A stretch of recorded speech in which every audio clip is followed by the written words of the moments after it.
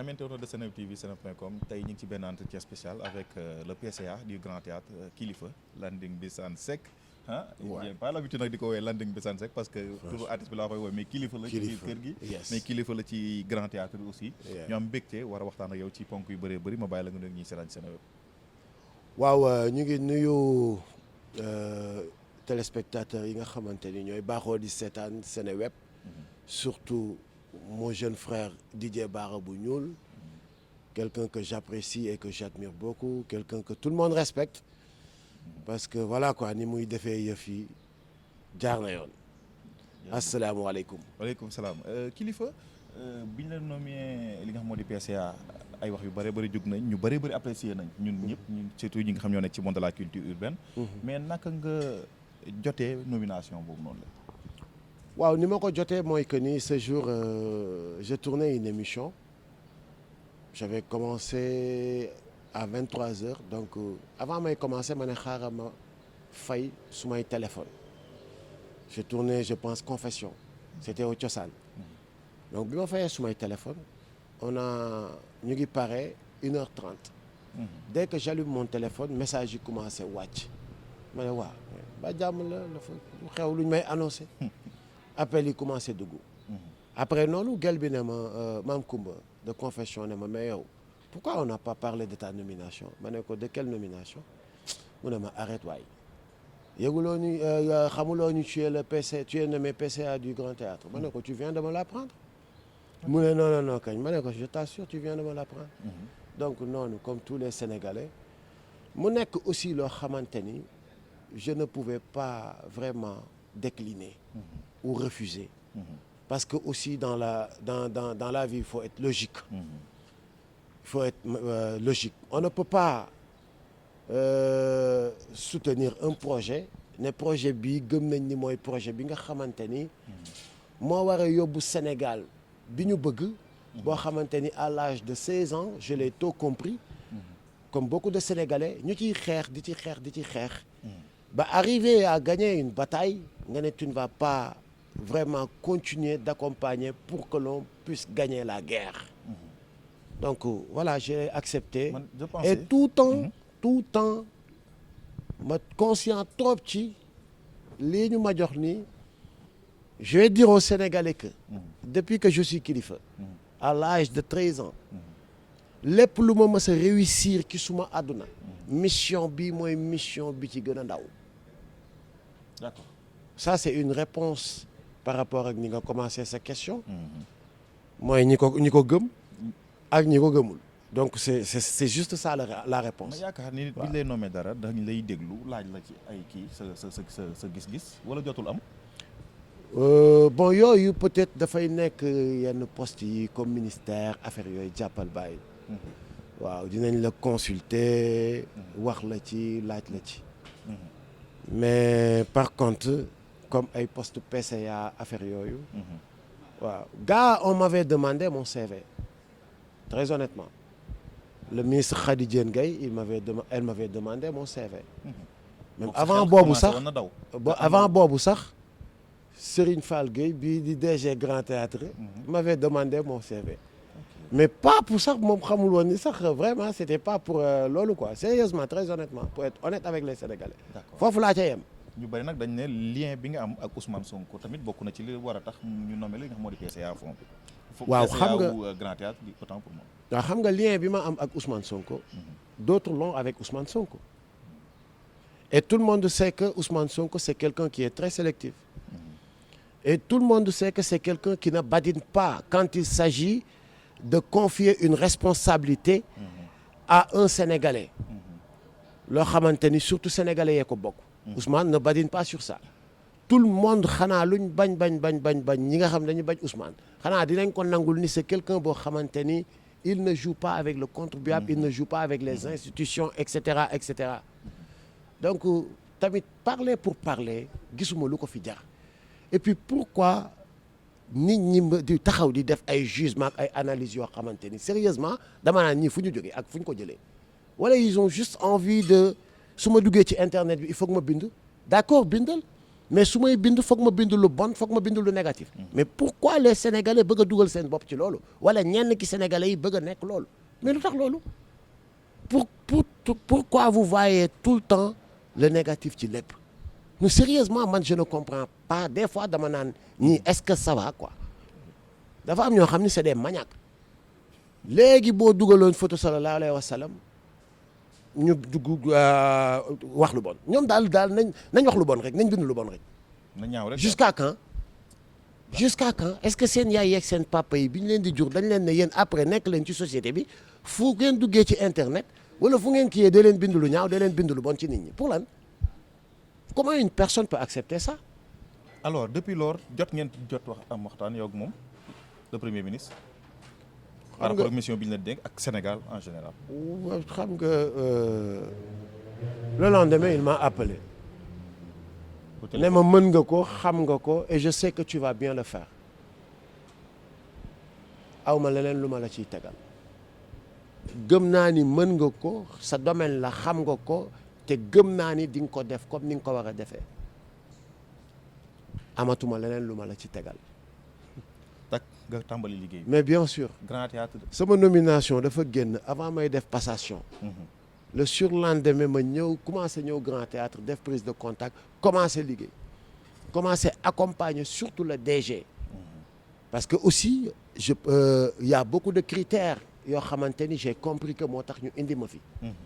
te tey jii nii je suis en train vraiment de rendre service un grand service.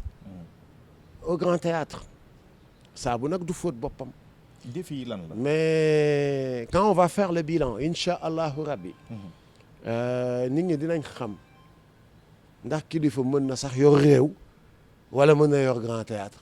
parce que après lii beneen mission ngay jéem. non dégguloo li ma la wax. Baara. gis nga il faut que nit ñi am raison garder sérieusement il faut que nit ñi nekk nit gëm seen bopp. moi je suis incapable de gérer ça donc amul kenn ku capable gérer ko. moi je suis incapable de réussir une mission telle que ceci ou cela donc il y a personne qui est capable de réussir une mission. pourquoi les gens pensent comme ça. et par rapport au défi gis nañ ni depuis ngeen fi nekk yow ak le directeur général. mu di Serigne Fall Gueye gis nañ ni production bi dafa yokk trop. te dina gën a yokk une très bonne chose aussi pour le théâtre mais aussi pour la culture sénégalaise. te Baara dina gën a yokk ci kàttanu yàlla ak mbaaxam parce que la mission du théâtre à 75% c'est la production bi nga wax nii. le théâtre ne doit pas attendre nit ñi di ñëw pour juste que ni la location du théâtre 25% la ci mission wu théâtre bi mais théâtre bi dafa war di créer du contenu. théâtre bi dafa war a ubbeeku Sénégalais yëpp xam ni ci lañ bokk. théâtre bi dafa war a ubbeeku africain yi xam ni c'est pour promouvoir la culture panafricaine.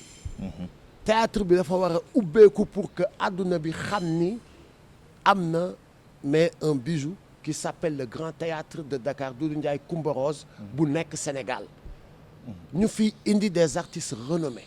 et le choix ñu porté fiy sur def Viviane. des théâtres yoo xamante ni des spectacles de théâtre vivant yu mag a mag a mag. ñu fiy def des spectacles d'asiko. ñu fiy def des carnavals. ñu fiy def des expositions. ñu fiy def et cetera et cetera.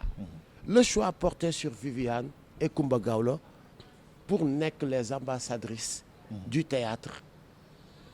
Rien n'est plus pertinent que ça. L'autre choix porté sur Alhaji Baba Maal ak keneen deuxième ambassadeur bi mu ngi ñëw je ne veux pas faire la révélation mais dinañ comme ni ñu ko defee ak Baba Maal on va le faire avec notre deuxième ambassadeur. jeune lay doon j'espère.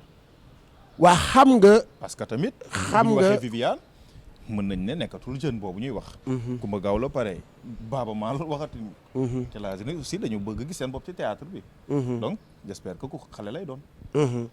xam nga quand on dit parrain ou ambassadeur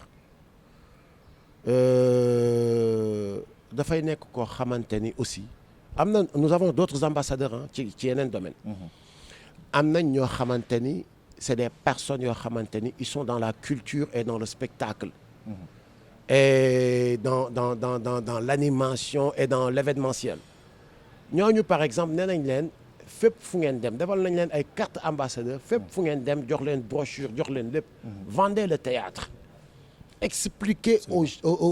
Expliquer aux gens d'ailleurs que ni am na lu am fii lu tudd grand théâtre li nga xamante ni lii moo ko tax a jóg lii ak lii ak lii ak lii.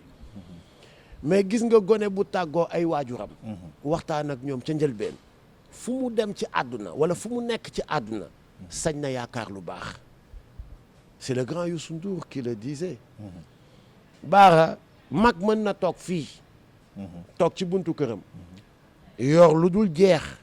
bu ko xale rombee nuyuwu ko faalewu ko moom tam du ko woone ko xale bi kaay ba mu ñëw mu ne ko am. mais mag mën na toog ci buntu kër yor lu dul jeex. su xale xamee boppam xam ni kii mag la ñëw jox ko cër jox bi mu ko war a cër. ne ko dama bëgg nga jox ma. mag boobu du sañ a bañ. quand on était parti voir par exemple Coumba Gawlo ou Baaba Maal bi ñu ñëwee ci Baaba Maal tout le monde sait que ni Baaba Maal c'est quelqu'un qui ne cherche plus rien. ñaata gulwaar la Baaba am na lépp. ñaata lan la Baaba amul ci musique bi muy def. léegi loolu Baaba am. loolu Baaba daw. connexion yooyu Baaba am. lépp li Baaba Maal am ci àdduna mën ko indil Sénégal léegi loolu dañ koy bàyyi mu nax saay. léegi loolu pour nga récupérer ko ci Baaba Maal lan ngay def. da ngay toog fii ne Baaba Maal dañ ma jox mission ñu ngi lay woo nga ñëw ci non. non. et il l'a dit. vous m'avez donné une nouvelle vie. kilifa. mu ne ma neex na ma ñu respecté ma Angleterre wala partout dans le monde joxe ma fa sama cër xam maay kan. mais fii la ma gën a neexee fi ma dëkk. te loolu ngeen ma defal. super. donc je mettrai tout à votre disposition. mon carnet d'adresse. des gens yoo xamante ni ils veulent venir ici les Sénégalais di leen gis xalaatuñ ni dinañ fi mës a ñëw. je vais faire l'interconnexion avec d'autres structures yu mel ni ak le Grand Théâtre tu vois donc loolu lan moo koy c'est-à-dire Bara surtout que la chose elle n'est pas compliquée. moi je suis pas un animateur. tey jii bu ñu ma confier une mission comme ça. je vais aller voir les animateurs ne leen kaay leen dañ ma confier loo xam ni seen yëf la. bu fekkente ni chaque Sénégalais ou chaque poste boo xamante ni le président de la République dafa teg nit. nit kooku nekk quelqu'un qui fédère. nit kooku nekk koo xamante ni dafa gëm la participation de tout le monde. nit kooku xam ni aussi dafa war a am rigueur ci liñ ko dénk.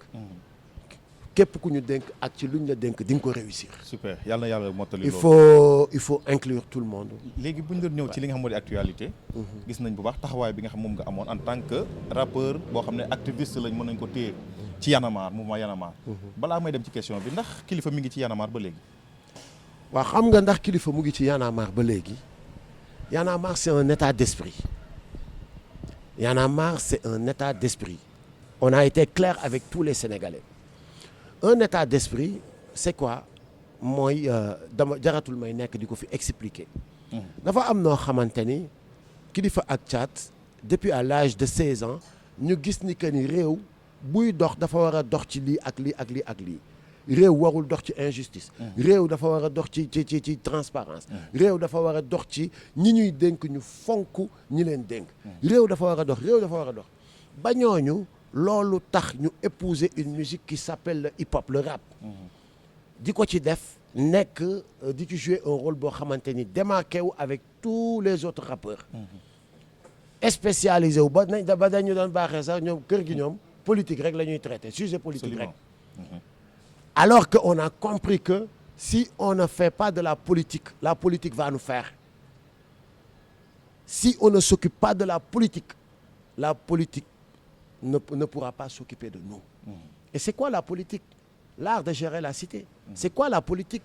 C'est par exemple ñi nga xamante ni tey ñoo ëpp ci askan wi ñu jël lépp lu ñu am confier ko une minorité. cette minorité am nekk ay nit yu reconnaissant nekk ay nit yu humble nekk ay nit yoo xamante ni surtout dañu am de l'amour pour la patrie.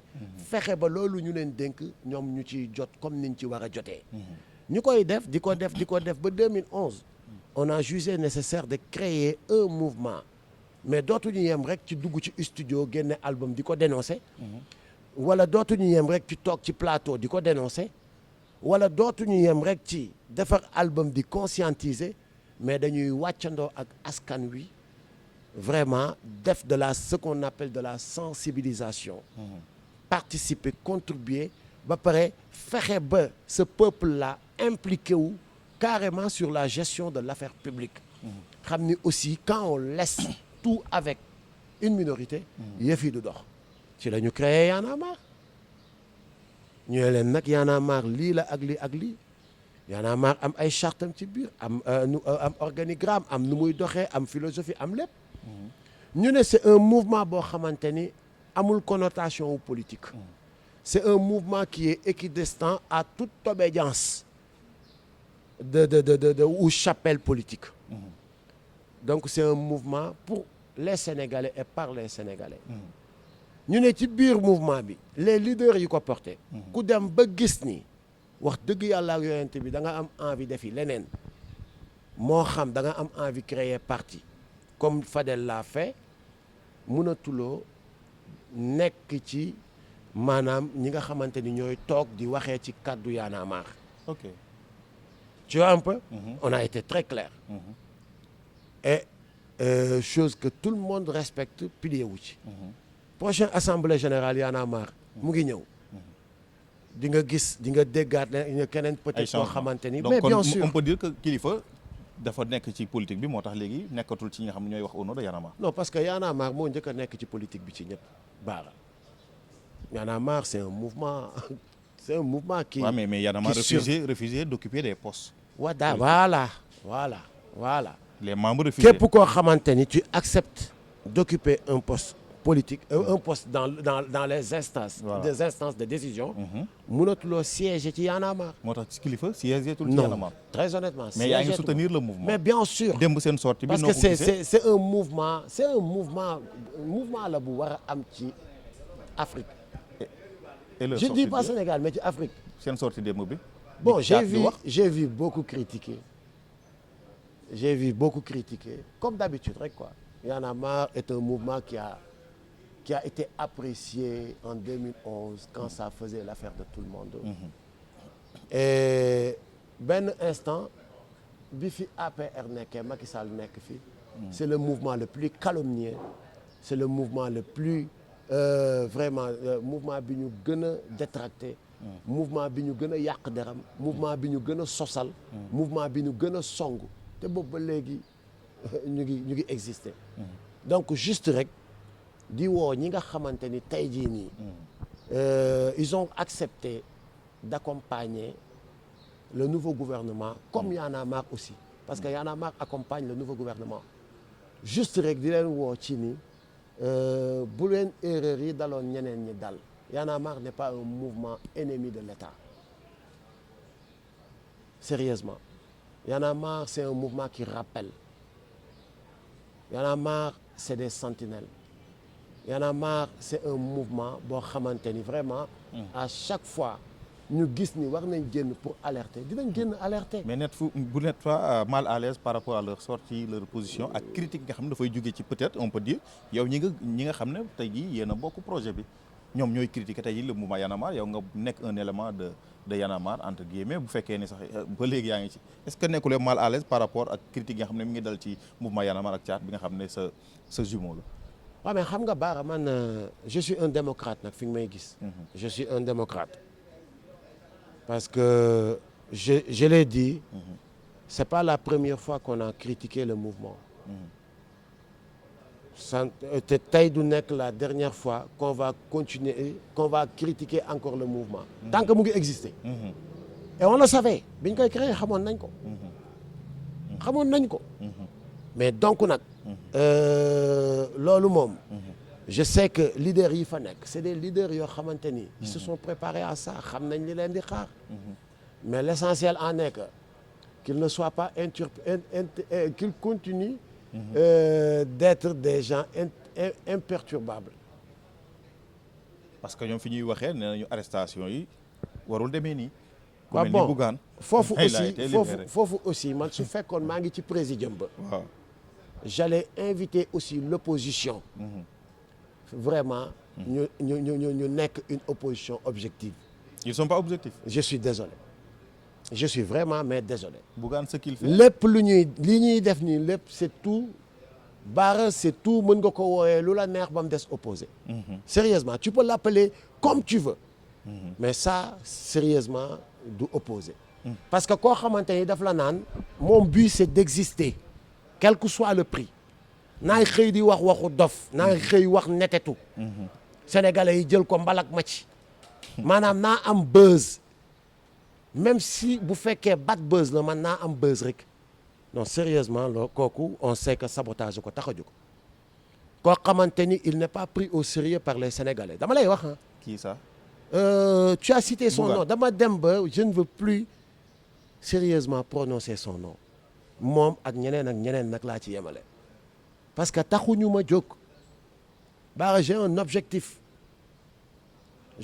objectif et mon objectif sérieusement c'est d'accompagner cette politique-là ce qu'on appelle le projet bi nga xamante ni ay sénégalais dañ ko gëm ñàkk ci seen bakkan ñu tëj leen ci kaso toroxal leen man ci loolu laay invité sénégalais yi et laissons ces détracteurs ñu wax lu leen neex nañ wax lu leen neex nañ wax ba seen yàpp saf géej gi en tout cas à la fin de la journée yow ku ci tëju ci sa néeg nga pesé xool li nga wax di nga ne waaye man de tey coow nañ ma de ci dëkk bi mais toogal nga ànd ak sa aqulaayu taala nga xool nan lañ la coowee ton nom peut être cité tout mën nga xëy ñuy tudd sa tur wala une semaine ñuy tudd sa tur am Bara jàppal Bara am Bara jàppal Bara lu Bara def daa saw ci kaamil loolu du buzz am Bara indil Bara jàppal Bara yóbbul Bara lu Bara def daa fekk imam ba mbéj ko loolu du buzz doo siiw am Bara indil Bara am Bara jàppal Bara lan la def daa fekk président de la république lu kenn ñemewul def fëgg ko mbéj waaja mbéjoon Sarkozy c'est-à-dire xam nga loolu aussi mais par exemple quand on te dit que c'est Ousmane Sonko qui occupe l'actualité Ouais. c'est avec des idées c'est avec un courage fan la ñu nekkoon ñoom mais nee na Bougane nee na Sonko jàngal na leen ba ñu mën. fan la ñu nekkoon mag Sonko bu baax a baax a baax a baax Macky Sall nekk fi terroriser ñëpp ku ci nekk di sóor que ni su ma ko songee daf may éliminer Ousmane Sonko sóoru ci lenn calculer wu ci defu ci benn calcul songu ko mu jural ko radiation songu ko mu jural ko acharnement bu dul jeex songu ko mu jural ko ñu dem ba ko naan da ngaa violé wuloo songu ko mu jural ko ñu dem ba naan ko da ngaa sàcc téléphone portable mais lépp rek lan la gisoon mooy Macky Sall c'était un monstre à éliminer à tout prix nag naa jaamu yàlla nag ci lii sama bëggum Sénégal fi ma koy njëkk a wanee Sénégalais yi mooy dinaa fexe ba monstre bii su fekkente ni suma bakkan bii lay jël pour ngeen libre dinaa ko jox fan lañ nekkoon donc tey jii courage yomb na Ousmane Sonko lim leen jàngal du lii de du waxi dof de Ousmane Sonko du ay neenu baxal la leen jàngal ak ay netatoog yëf yi waxi dofan sérieusement jàngalu leen loolu Ousmane lim leen jàngal buñ ko mokkaloon tey jii dañuy am benn espace politique boo xamante ni on va pas parler de convocation mais xale yi dañuy tàcc woo sorti diw bi parce que le Sénégalais dafa bëgg débat bu riche parce que da ngeen a tiit rek fi mu ne nii moo tax ngeen leen di jàpp ci élection yi jëm législative yi ak seen intercoalition bu mag bi nga xam moom lañu teg. intercoalition bu tudd. sàmm sa kàddu. takku non am xam naa ci benn. takku wàllu Sénégal sàmm sa kàddu. sàmm sa ñan ñooy sàmm sa kàddu. ñoom Bougane kenn amu ca kàddu. ah Barthélémy. kenn amu ca Bougane kàddu je suis désolé. xaw ma seen coalition yi nu mu tudd. je l'ignore comme beaucoup de Sénégalais. noonu laa ko ignoré xaw ma seen coalition luñ tudd mais nit ña fa nekk amul kenn ku ci am kàddu je suis désolé. amul kenn ku ci am parole d'honneur. je suis désolé mooy tête de liste mooy maire Dakar. dégguloo li ma la wax ña fa nekk ca coalition boobu je dis bien amul kenn ku ci am parole d'honneur amul kenn ku ci Sénégal ñor Bara dama ne la fan lañ nekkoon bi Macky Sall di toroxal Sénégalais yi fan lañ nekkoon. ñu ngi woon Yewwi Askan Wi. ah Yewwi Askan Wi. dañoo ñëw xam ni Ousmane daan Sadio gi ñu ne ko kaay ñu làqatu sa ginnaaw waa ji ñemewule yow protéger ñu rek yow nag ñu protéger rek kaay ñu làqatu sa ginnaaw te loolu ñëpp xam nañ ko sérieusement Bara. D'accord, pour terminer, est-ce que Kilifeu dina delluwaat ci. mais yow am na benn coalition de man boobu mooy vraiment. ban boobu coalition la. takku wàllu Sénégal. waaw takku wàllu Sénégal mooy coalition ñoom kii. xam nga Bara jàngat bi ma ci am. ak l'autre là. PDS. APR Rewmi PDS mooy PDS. à la base c'est PDS. qu'on avait confié le pouvoir en 2000 la première alternance. en 2000. ñu dawal ba 4 ans Idi xaaj wàllam génn. ñu dawalaat ba fin règne Ablaye Wade. Macky Sall xaaj wàllam génn. bi Ablaye Wade desee 4 ans. mu xaaj wàllam génn. donc instant yooyu yëpp Macky Sall nekk ci gouvernement bi occupé ci poste yu stratégique yëpp musul takku wàllu Sénégal génn sénégalais yi ne ah kii kon ndekete nee na li tax mu génn mooy dafa bëgg a takku wàllu Sénégal. Macky Sall bi ko sénégalais yi di votel daf leen ne dama leen bëgg a wàllu si sénégalais yi ne ko ah d'accord comme da nga ñu bëgg a wàllu si li ñu wax convaincre nga ñu. dinañ la jox léegi lépp li ngay laaj pour nga wàllu ñu. bi ko sénégalais yi joxee lan la ñu def toroxal la ñu def bañ na tocc sànq ñu la ñu def xalak ñu la ñu def rey ñu la ñu def rey suñu économie la ñu def. yàq jikko yi la ñu def. lu bon lépp boo dajalee la bon ca Senghor. Abdou Diouf Ablaye Wade nga dajale ko. bilan Macky Sall daf leen di xotti di dem ci lépp nag. léegi Bara ñooñu 24 ans yooyu ñu leen jox Sénégal.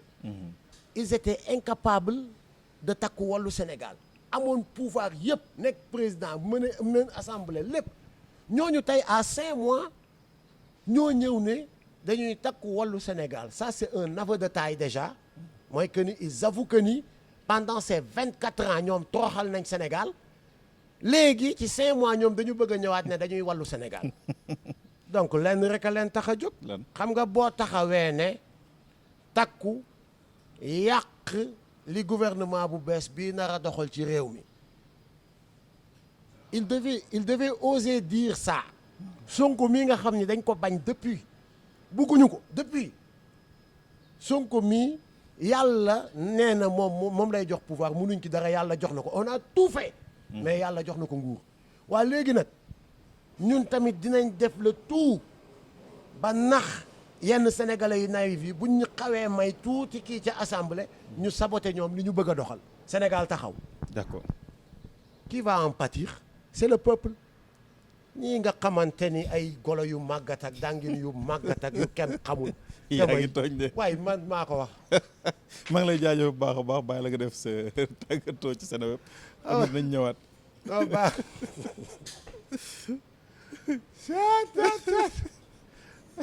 yàq nga sama fulam ma teewul. dellu leen dem leen ca commentaire ya saaga waxati waxi dof ma génnaat rokkos leen ko rek xamante nañu. jërëjëf Kilifeu merci beaucoup Kilifeu jërëjëf à Medoune moo nekkoon ci caméra bi di ko sant di ko gërëm di leen dig daje beneen incha allah merci.